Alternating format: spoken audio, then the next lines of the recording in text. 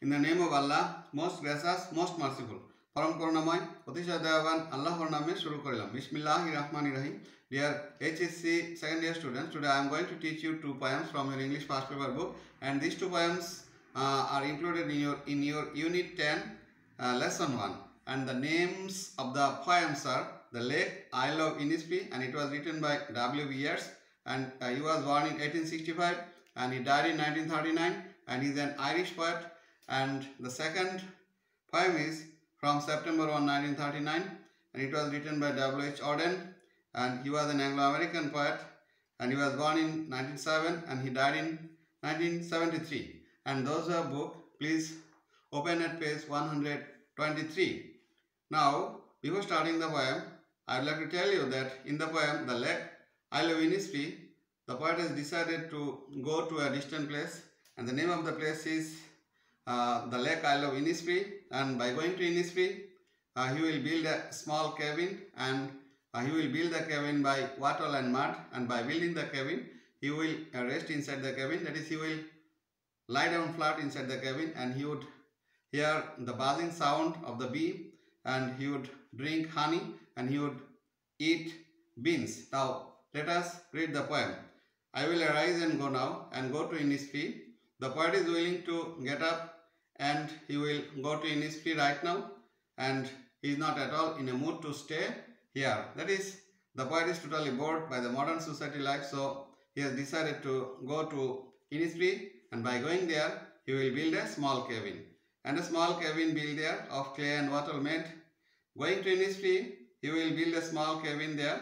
Cabin will be made of wattle and mud. The poet has decided to build a small cabin by going to Innisfree, and he has mentioned that he would use wattle and mud. Wattle is actually the part of bamboo, and mud is the form of the soil. Now, by using these two materials, he would build a small cabin. 9 bean rows will I have there, a hive for the honeybee.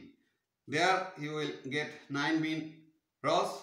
There he will also get beehive to drink honey. That is, by going to Innisfree, after building the cabin, he will drink honey and he will eat beans from the 9 bean rows and live alone in the bee-loved glade. That is, the poet is going to enjoy the buzzing sound of the bee. In other words, it can be told that he will hear the buzzing sound of the bee. He will be glad to be there. Now, in the second stanza, the poet is telling that, and I shall have some peace there, for peace comes dropping slow. In explanation of this line, it can be told that there he will get some peace there. Peace shall drop down slowly.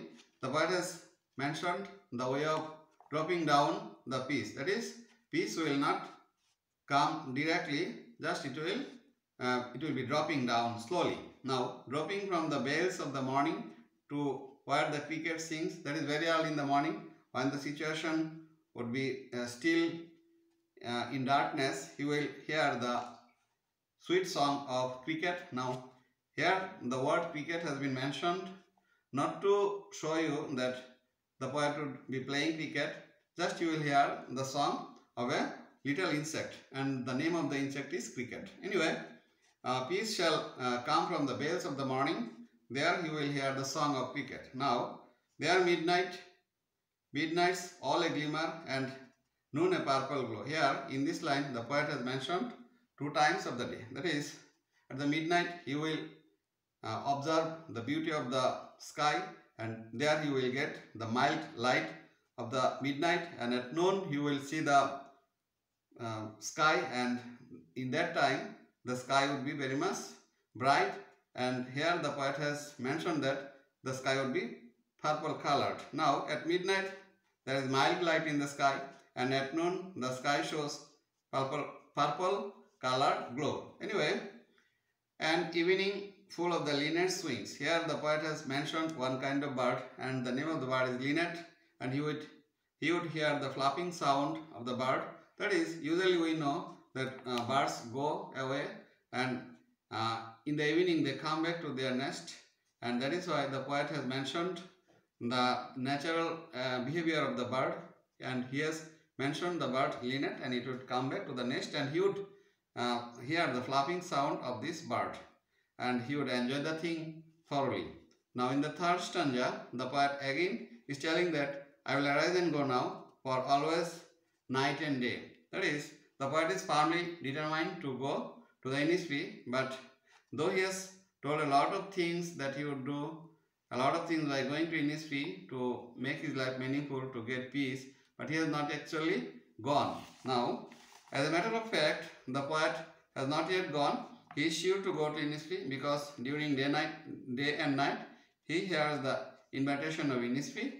Now, in the second line of the third stanza, I hear lake water lapping with low sounds by the shore. That is, the poet is hearing the lapping sound of the lake, and he is actually hearing all these things by his imaginary ears. He hears the lapping sound of the lake of Innisfree. Really interesting, really fascinating. Though he has not yet gone to Innisfree, he is hearing the lapping sound of the lake. Now, while I stand on the roadway, on the pavement way, he is still on the roots of the modern society.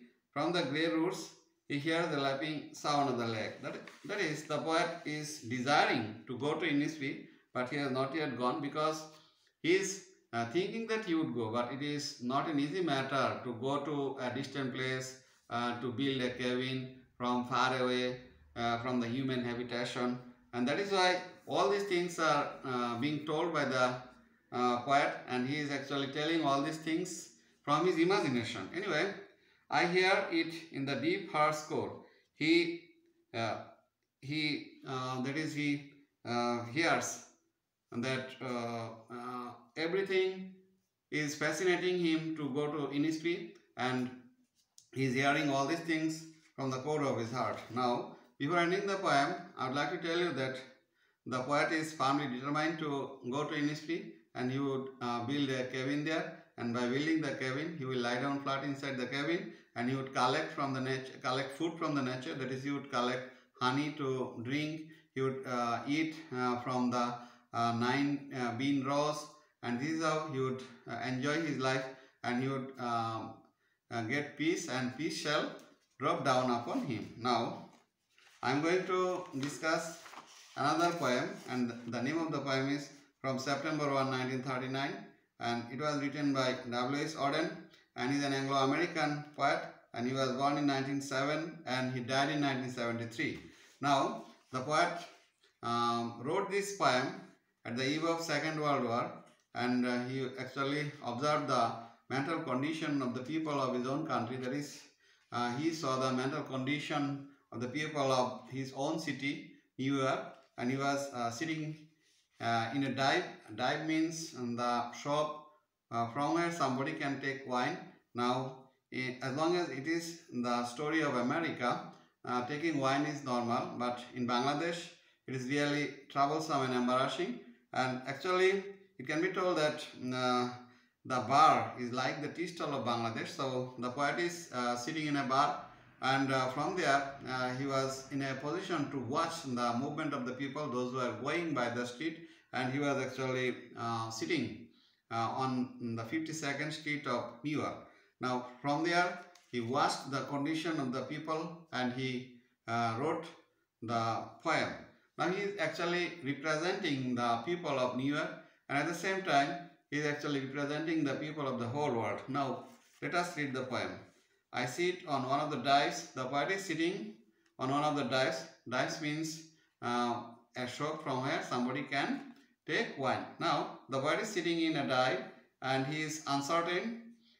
He is in a state of fear and dismay. Now on 52nd Street, here in this line, the poet has mentioned it clearly that he is sitting on 52nd Street. That is, his dive is situated on 52nd Street in New York. Now his dive is on 52nd Street. He has mentioned here the location of his dive. Now, uncertain and afraid. The poet is uncertain, and he was afraid. That is, mentally he was depressed. He was not in a state of peace. There is no any stability in his mind. He is not certain about his future. That is, the time was not good at all. Anyway, as the clever hopes expire, the poet is telling that there is no any good hope. Everywhere there is frustration, no proper future planning. That is why the poet has mentioned that all the good hopes were expired. Anyway, our Lord is the next decade. The time is not good at all. Everybody is in a state of fear. Nobody knows what is going to happen. That is, at the eve of Second World War, when the poet wrote this poem, everybody was spending very much hard time. Mentally, they were depressed, they were afraid of, they were panicked. That is why the poet has mentioned that the decade was law and dishonest. Waves of anger and fear. Here, in explanation of this line, it can be told that there are the continuous waves of anger and fear. All the countries of the world were in a state of mistrust and anger. That is, at the eve of Second World War, and there were the waves of anger, there were the waves of fear. Nobody was in peace, nobody was in a state of stability. That is, everywhere, everybody was in fear and dismay. Circulate over the bride. In explanation of this small line, it can be told that the terrible situation is just hovering up over the heads of the people, hovering up over the heads of the country. Everybody understands that something terrible is going to happen. That is, during the time of Second World War, when people understood that war was going to start, then they were actually mentally depressed and they were afraid of, and they were thinking that maybe they would be killed, maybe they would have to face a lot of loss, maybe they would see innumerable human casualties. That is why everybody was not in a state of happiness. They were dismayed, they were panicked. Anyway, and darkened lands of the earth. Mysterious danger is just covering the land of the earth like darkness, no light of hope. That is, everybody was terribly frightened and the whole world was covered with darkness because everybody was thinking that he or she would be killed, he or she would be fallen in danger. Obsessing our private lives. There is no any private life. No way is there to pay attention to the family lives. Everybody is frightened and dismayed. That is, when people understood that a war, terrible war was going to be started, then their feelings became blunt. That is why the poet has mentioned that their private lives were being obsessed. Now, the unmentionable ordeal of death. The poet is getting the information of death. As long as war is going to spread, a lot of people are going to die. So, it has been told here that the poet is getting the unmentionable ordeal of death. The poet is sensing the unwanted death for innumerable people. As long as war was going to be started, the poet was thinking that a lot of people would be killed. So, nobody wants to die. That is why it has been considered as an unwanted thing. And odor means very terrible bad smell. So whoever gets this bad smell, he is actually dismayed, he is frustrated. That is why whoever gets any news of death, he is also taken aback, he is frightened. That is why death has been considered as an unmentionable ordeal of death, because nobody knows how many people would be killed at the time of war. That is why everybody was afraid of, everybody was panicked. In the last line, often the September night, that all these things were happening at the nights of September. So it can be told that the September nights were offended. The September nights were covered with the fear of death. Now, last of all, it can be told that Auden was an Anglo-American poet. At the outset of the Second World War, he saw the helpless faces of the people when he was remaining in New York City. Now, he actually sitting on a dive or in a dive, he observed the mental condition of the people. Then, seeing the faces of the people, those who are crossing by the route, he wrote this poem.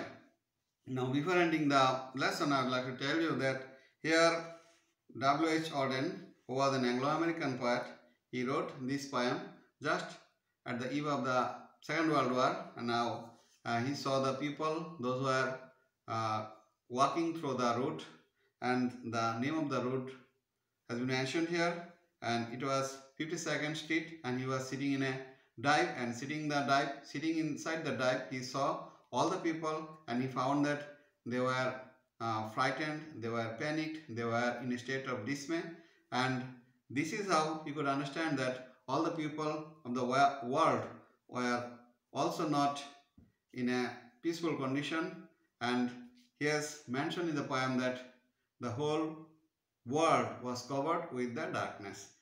Actually, nobody wants that war should come, because we the people of the world have experienced two wars by this time. First one is First World War, and second one is Second World War, but we do not want war anymore. We want to get rid of this situation. So the people of the whole world should find out a solution so that we do not need to experience Third World War. And this is all for today. Thank you very much. Thanks for joining the class. Assalamu alaikum.